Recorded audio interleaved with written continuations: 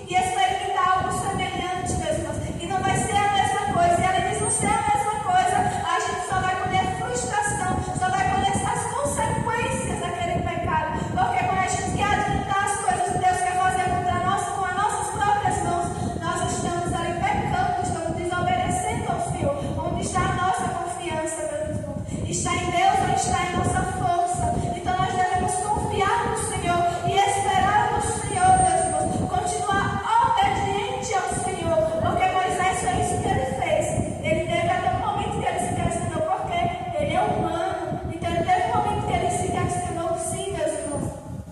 Mas logo Deus veio e reafirmou a promessa. E Moisés continuou obedecendo a Deus. Tudo que Deus mandava, Moisés ia lá e fazia. Até que chegou um dia e Deus disse a Moisés: manda dizer a Faraó que eu vou matar o filho dele, se ele não libertar o meu povo. E ali mesmo assim Faraó não libertou o povo. E Deus ali matou o filho de Faraó. E Faraó, com aquela dor de ter perdido o filho, libertou aquele povo, né, meus irmãos? E como nós já sabemos, ele libertou por um dado momento. Mas daqui a pouco o coração dele se fechou e ele foi atrás de novo daquele povo. Olha aí, o inimigo ele resiste, meus irmãos. Quando Deus nos promete, não pense que é fácil, é uma batalha. É por isso que o Senhor Jesus ele chamou, meus irmãos, foi soldados valentes, corajosos, ele diz os covardes e medrosos que voltem. Porque, meus irmãos, é uma guerra travada, meus irmãos. Tem a resistência do diabo. Mesmo quando o Faraó disse que ia deixar, mesmo quando os israelitas pensaram que ia acontecer, lá vem Faraó querer frustrar de novo. Mas aí ele se enganou, porque Deus tem um dia e tem a hora. Quando Deus chegou o dia, chegou a hora, o diabo não pode. Aí ele não pode fazer mais nada para frustrar os planos do Senhor. Faraó tentou, Faraó disse não faz, Faraó segurou.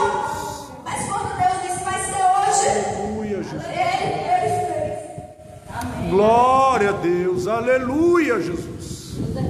Louvado seja Deus. Glória a Deus. Porque Deus já tem escrito o dia e a hora da